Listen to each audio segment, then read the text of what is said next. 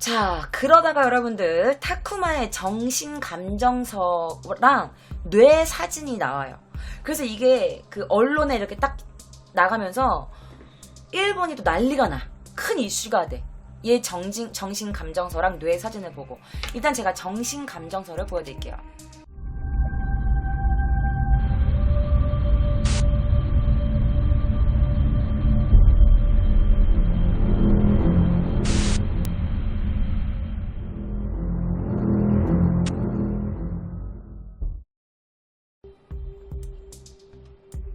이게 이 아이의 정신감정서예요.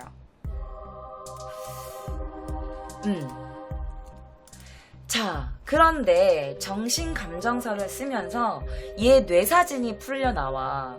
그런데 얘 뇌사진에서 얻은 정보가 되게 크게 막 난리가 나. 왜냐면 이 뇌사진에 보면은 얘가 이 정도의 잔인한 살인사건을 저지르고도 아무렇지도 않을 수 있는 그런 광기 어린 인격이 이 뇌사진에 밝혀져요. 얘는 뇌에 문제가 있는 애다라는 게 밝혀지게 된 거야. 그래서 이 정신감정서를 쓰기 위해서 이 타쿠마랑 19번에 걸쳐서 면회를 한 사람이 있어. 바로 그분이 누구냐면 오카야 아키라라는 의사분이었어요. 이 오카야 아키라는 의사가 지금 돌아가셨대요. 그런데 살아생전에 인터뷰에서 이렇게 말을 해요. 제가 그래서 이 의사분이 살아있을 때 인터뷰 했던 장면을 제가 지금 여러분들께 보여드릴 거예요. 자, 지금부터 이 타쿠마랑 19번이나 면회를 했었던 이 의사 선생님이 하시는 말씀을 제가 전달해 드리도록 하겠습니다. 統合失調症が絶対ありますよ。 얘가 이게 일본어로 뭐냐면 통합실소증이라고 말을 하셨어요. 이 선생님께서. 근데 통합실소증이 우리나라 말로 하면은 뭐냐면 정신분열증이야. 정신분열증은 절대 아닙니다 라고 이 의사 선생님이 말씀을 하시는 거예요.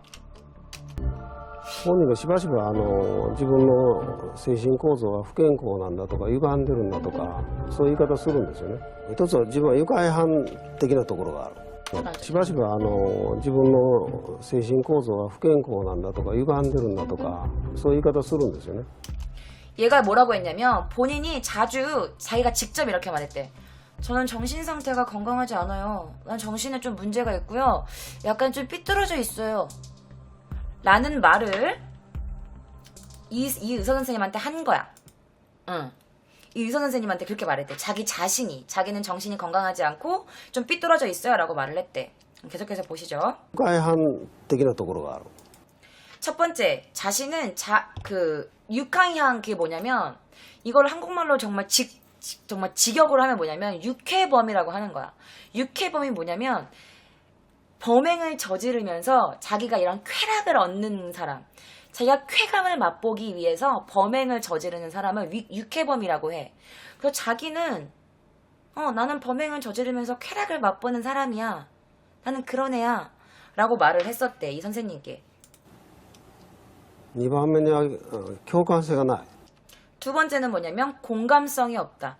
자기는 공감하지 못해. 다른 사람들과 교감할 수 없어. 그런 능력이 없어. 라고 했대요. 本人が自分のことを非常によく知っているということですよね。 이게 무슨 말이냐면 이 선생님 하는 말이 얘는 자기 자신에 대해서 너무나도 잘 알고 있다 이거야. 자기가 정신병인 것도 알고 있었고, 그리고 자기가 정신적으로 문제가 있는 것도 알고 있었고, 그리고 자기가 공감성이 없는 거, 자기는 좀 삐뚤어져 있는 거, 자기는 육회범이라는 거, 나는 범행을 정말 쾌락을 느끼는 사람이라는 거. 그러니까 자신을 너무 객관적으로 보고 자기 자신을 되게 똑바로 판단하고 있었다라고 이제 이 선생님이 말하는 거야. 그렇기 때문에 애가 정신분열증이 아니라고 말씀을 하신 거예요. 자, 그리고 있잖아. 이 남자애가 있잖아? 이 정신감정서에 나온 글 중에 한 글이 있는데 뭐라고 써 있었냐면 악이라는 것을 알면서도 즐겼다라고 말을 했대요. 악마할 때 악 있잖아. 나쁜 거, 악이라는 걸 알면서 즐겼어요? 이러면서 37년간의 자신의 인생을 자기가 이렇게 다 직접 적은 거야. 그런데 여러분들, 지금부터 제가 여러분들께 말씀드릴 건 얘가 지가 이렇게 적어놓은 글 중에 몇 가지를 제가 너무 막 소름 끼치는 그 글이 있어가지고 제가 몇 가지 가지고 와봤습니다. 자, 지금부터 이 남자가 직접 썼던 그 글 중에 몇 가지를 들려드릴게요. 유치원 가기 전에 나는 가끔 선로 위에 돌을 올려놓았다. 선로가 여러분 뭔지 알죠? 그 지하철이나 전철 위 그 선로 있잖아. 여기다가 돌을 올려놓은 거야. 그러면 어떻게 돼? 그 기차가 이렇게 갈 때 정말 잘못하면은 그 기차가 이렇게 옆으로 삐져나가가지고 죽을 수도 있어. 엄청 큰 사건이 될 수도 있는 거야, 여러분들. 알죠? 제가 말씀드리는 게 뭔지. 선로가 이렇게 있는데 여기다가 돌이나 정말 무거운 어떤 거를 이렇게 올려놓으면 전철이 이렇게 쭉 가다가 이 선로를 떨어져 나갈 수 있거든요. 그럼 너무 많은 사람들이 죽잖아. 그런데도 불구하고 얘가 유치원 때부터 그런 짓을 해왔다는 거야. 계속해서 읽어드릴게요. 5살 정도였을 때 남자아이에게 딱딱한 돌을 아주 가까운 거리에서 얼굴을 향해 세게 던져서 다치게 했었다. 초등학교 1학년 때 동급생 집 앞에서 죽어가는 고양이가 있었다. 그 죽어가는 고양이를 신문지에 감싸서 성냥에 불을 붙인 다음에 태워가지고 도랑에 던져버렸다. 유쾌했었나 즐거웠었나 잘 어떻는지는 기억이 나지 않지만 뭔가 짜증났기 때문에 했었다는 기억은 남아있다. 얘가 지가 뭔가 짜증나가지고 죽어가는 고양이를 그냥 불태워 죽인 다음에 그냥 그 강가에 던져버린 거야. 그러니까 얘는 뭐냐면 어릴 때부터 있죠. 그러니까 우리나라가 아니라 그러니까 우리들이 인격이라는 게 생기기 전 원래 인격은 자신의 인성이나 이런 거는 이렇게 어릴 때 완벽하게 탁 만들어져 있는 상태가 아니고 이게 조금씩 커가면서 자신의 인성이라는 게 생기는 거잖아. 그런데 얘는 아주 어릴 때, 그러니까 인성이라는 걸 그게 생기기 전부터, 왜냐면 유치원 들어가기 전부터 얘가 선로 위에 돌을 올려놨대잖아. 5살 때 자기 어떤 남자의 얼굴에 완전 가까이 돌을 이렇게 던졌대잖아. 그러니까 그 어릴 때부터 생명을 가지고 노는데 얘는 어떠한 주저함도 없었던 애야. 완전 사이코패스였던 거지. 그래서 내가 자신의 쾌락을 위해서라면, 자신이 기분이 좋기 위해서라면 무슨 짓을 해도 용서받을 수 있다고 생각했어. 괜찮아. 왜 내가 기분이 나쁘고 내가 이거 하면 기분이 좋아지니까 난 뭘 해도 돼. 그런데 이런 광기는 사춘기 무렵부터 조금씩 더 심해져요. 그의 쾌락을 위한 그 약간 좀 이상하게 변질된 그의 막 이상향은 그를 더욱 괴물로 만들어가고 있었어요. 그가 중학교 2학년 때 쓴 글입니다. 중학교 2학년 때 자기가 있었던 글을 쓴 거예요. 내가 중학교 2학년 때 여학생의 도시락에 침을 뱉었다. 귀여운 여학생의 도시락에 침을 뱉고 그 귀여운 여학생이 먹는 것을 지켜봤다. 내 침을 저 귀여운 여자애가 먹고 있다는 그 사실에 만족감이 있었다. 나 이거 쓰면서 정말 더러웠어, 사실은. 이거 막 평화감이 너무 더러웠다, 사실. 그 여자의 침을 이렇게 뱉은 다음에 그 여자가 도시락을 막 먹을 거냐, 안 먹을지 모르고 맛있다 이러면서 그럼 걔는 그걸 지켜보고서 이렇게 웃고 있는 거지, 뒤에서. 자, 얘는 유치원에 들어가기 전부터 다른 사람들과 달랐어. 완전히 틀린 방향이고 어긋난 삐뚤어진 방향으로 가고 있었고, 초등학교, 중학교, 고등학교, 그는 쾌락을 위한 광기는 점점 더 이렇게 에스컬레이터를 탄 거야. 그러다가 일본에서 엄청나게 큰 사건이 일어나요.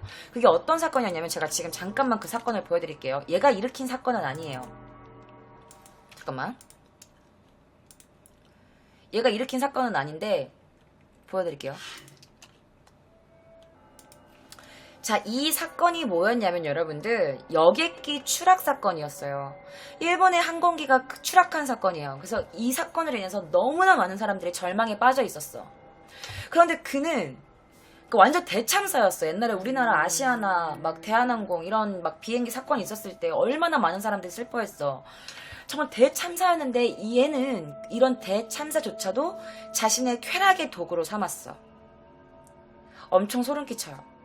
그의 나이 21살. 얘가 이 장소로 갑니다. 이게 오스타카산 일본 항공기 추락 사건이 일어났을 때 얘가 저 유족입니다. 거짓말을 해요. 이 비행기 사고로 죽은 사람 가족이라고 거짓말을 하고 버스를 타요. 그 유족들을 태운 버스를 타. 그리고 사건 현장으로 가요. 그리고 거기서 1박을 해요. 하룻밤을 자요. 그러면서 얘가 쓰는 게 뭔 줄 알아요? 거기 써놓은 글이 뭐냐면 호기심이랄까? 그냥 재미없어서 시간 때우기로 갔었나? 어쩌면 흩어져 있는 시체를 볼 수 있을지도 모른다고 생각했어요. 그래서 그 사건 현장으로 가서 가족인 척하고 연기 좀 했죠. 라고 말을 해요. 그리고 이 사람을 말하는 게 뭐냐면 그 의사 선생님이 말하는 게 뭐였냐면 얘를 면회봤던 얘는 이번에 초등학생 8명을 죽이고 막 그 선생님이나 막 애들을 다치게 하는 이런 살인사건을 일으키고도 요만큼의 반성이나 사죄도 없이 즐긴 거야. 그래서 이런 모든 사건들 있지. 자기가 지금까지 했고 뭐 여고생에 뭐 침을 뱉었고 뭐 애한테 돌을 던졌고 고양이를 태워 죽였고 여기 유족들한테 흉내를 냈고 이런 얘기를 하면서 계속 웃으면서 말했대. 그 의사 선생님한테. 근데 그랬어요. 기억이 잘 안 나는데 아마 그래서 그랬을걸요? 뭐 시체도 볼 수 있나 그래가지고 막 이랬대. 아니 있잖아 여러분들. 사람이 어떻게 이렇게 잔인하고 진짜 완전 악으로 똘똘 뭉칠 수 있는 건지 이 그 수수께끼의 답을 준 한 구절이 제가 아까 보여드렸던 정신감정서 속에 적혀 있었다고 해요. 그게 아까 여러분 제가 말씀드렸던 거 뭐죠? 일본에서 갑자기 이슈가 된 게 뭐였어? 얘 뇌 감정서, 아까 정신 감정서와 뇌 사진이 엄청 큰 이슈가 됐다고 했잖아. 제가 이 남자의 그 뇌를 설명해 드릴게요. 이게 여러분 전두엽이라고 하는 거예요. 이 전두엽. 이 전두엽이라는 게 뭐냐면 소위 여러분들이 알아듣기 쉽게 말하면 인간다움을 관장하는 부분이에요. 인간다움, 인격 이렇게 하면 안 돼. 그 도덕 이런 걸 하게 관리해주는 그런 걸 바로 이 전두엽 부분인데 그런데 이 타쿠마의 뇌사진을 제가 보여드릴게요. 이게 얘가 타쿠마의 뇌사진이에요. 이게 녹색으로 막 이렇게 돼 있죠. 이게 타쿠마의 뇌 혈류를 보여주는 검사 사진인데 녹색과 노란색이 보이죠 여러분? 이게 뭐냐면 혈류를 저하를 나타내는 부분이래요. 그런데 이 혈류의 저하를 나타내는 부분이 전두엽에 집중해 있는 거야. 뇌의 범죄 관계에 굉장히 밝았던 후쿠이 히로키 의사. 이 사람 그 의사 선생님 얼굴을 제가 잠시 보여드릴게요. 바로 이분이에요. 이분이 뇌 전문 의사 선생님이세요.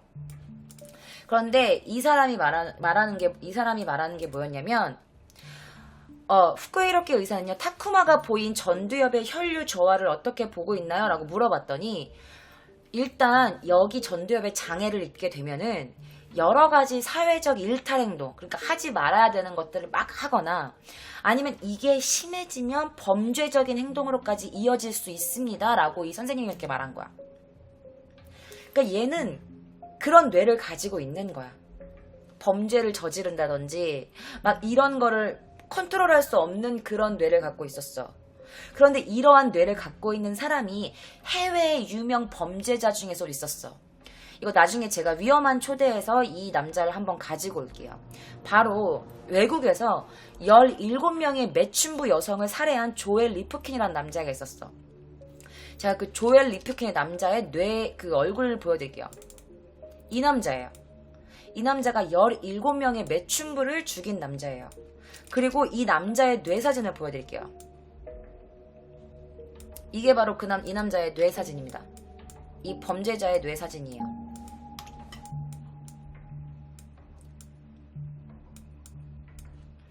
자, 여기 동그랗게 친 데 보이시나요? 빨간색으로 이렇게 동그랗게 친 데. 얘도 전두엽에 문제가 있었어. 그 혈류 저하, 그게 있었던 거야. 이 타쿠마랑 똑같이. 그래서 여러분들이 조엘 리프킨 게 뭔데요? 얘가 그래서 열흘 먹으면 뭐 어떻게 죽였는데요? 궁금해하실까봐 제가 짧게 가져와 왔어요. 그의 이름은 조엘 리프킨이에요. 얘는 17명의 매춘부를 살해했죠. 자, 얘가 살해하는 동안 경찰의 수사는 물론 언론에 어떤 추적도 없었어. 얘는 어릴 때부터 판타지 소설을 되게 좋아했고 친구가 없었어. 그런데 얘가 그렇게 어릴 때부터 이렇게 판타지 소설을 읽으면서 어린 시절을 계속 보내왔던 거야. 그런데 얘가 읽어가는 책이 조금씩 바뀌었어. 어떤 책이었냐면 이런 판타지를 읽으면 상상을 하는 거야. 여자 검투사들 있지. 여자가 칼 들고 싸우는 거 있지.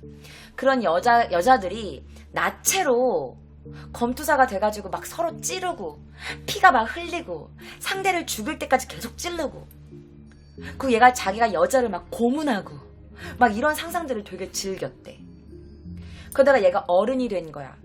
그래서 얘가 돈을 벌어야 돼. 근데 얘가 먹고 살기 위해서 돈을 번 게 아니고 왜 돈을 번 줄 알아? 매춘부를 사기 위해서 돈을 벌기 시작해요. 왜냐면 매춘부랑 자려면 내가 매춘부를 얘를 하려면 내가 돈을 내고 얘를 와야 되는데 돈이 없으니까 먹고 마시고 중요하지 않아. 나는 매춘부를 사야 돼. 그래갖고 이제 돈을 벌기 시작합니다. 그래서 얘가 어떻게 했냐, 무려 300여 명의 매춘부와 관계를 가져요. 자, 그러고 나서 얘가 30세가 됐을 때 첫 번째 살인을 해요. 물론 상대는 매춘부였어. 그래서 매춘부를 집으로 불러가지고 관계를 가집니다. 둔기로 매춘부의 머리를 계속 때려. 피가 막 튈 거 아니야. 너무 좋은 거야. 계속 때려. 그러고 나서 고기를 썰듯이 치체를 토막내. 묻은 피를 막 이렇게 먹으면서. 그 얘가 얼마나 똑똑했냐면 얘가 그러면 그 시체가 나면은 이게 누구 토막 시체인지 알아내려고 사람들이 막 지문이나 이빨 이런 걸 다 검사할 거 아니야. 왜냐면 지문 이런 걸로 누군지 알 수가 있으니까. 그 얘가 신원조회를 막기 위해서 시체 치아를 다 뽑아버려요. 지문도 칼로 다 도려내. 그리고 머리는 따로 잘라가지고 페인트 깡통에 넣어가지고 밀봉을 했고 몸체는 작게 토막내가지고 쓰레기 봉투에 담아. 그런 다음에 여러 군데다 버려버린 거야. 이런 식으로 얘가 4년 동안 17명의 매춘부를 토막살인을 해요. 그런데 얘가 잡힌 게 나중에 경찰들이 막 그 매춘부를 범인이 누군가 추적해가지고 잡힌 게 아니야. 얘가 왜 잡혔는지 알아? 경찰들 앞에서 제가 말씀드렸지만 경찰들은 얘를 거론하지 않았어. 그러니까 얘를 추적하지 않았어. 왜냐면 매춘부였고 그 누구도 그 여성을 찾는 사람이 없었기 때문에 매춘부가 총 몇 명이 죽었는지 아니면 뭐 돈 갖고 뭐 어디 가출했겠지. 사람들이 이렇게 생각해가지고 그 여성들을 찾는 사람이 없어서 얘가 그렇게 추적당하진 않았어. 그런데 단지 얘가 몰고 있던 자동차가 있었어. 그런데 그 얘가 자동차에 번호판이 없었던 거야. 그래서 경찰이 걔 잡은 거야. 너 왜 번호판 어디다 놨어? 너 차에서 내려봐. 그 차 검문을 했는데 느닷없이 얘가 죽인 그 마지막 희생자 시체가 그 차에 있었던 거야. 그래서 걸린 거야. 그래서 얘는 그냥 몇 푼 내고 그냥 뭐 걸렸으니까 그냥 벌금 몇 푼 내고 이렇게 그냥 갈 수도 있었어. 그런데 다행히도 그 검문을 받게 되면서 검문하는데 시체가 나와가지고 그래서 얼떨결에 잡힌 거야. 만약에 검문 안 하고 그냥 벌금 몇 번 났으면 얘는 그냥 풀려났겠지 또. 그래서 계속 사람을 죽였겠지. 어쨌든 배심원들은 이 조엘 리프킨이 저질렀던 17건의 살인사건에 대해서 1급 살인죄를 적용합니다. 유죄를 선고하죠. 그는 총 203년의 선고를 받아. 203년형.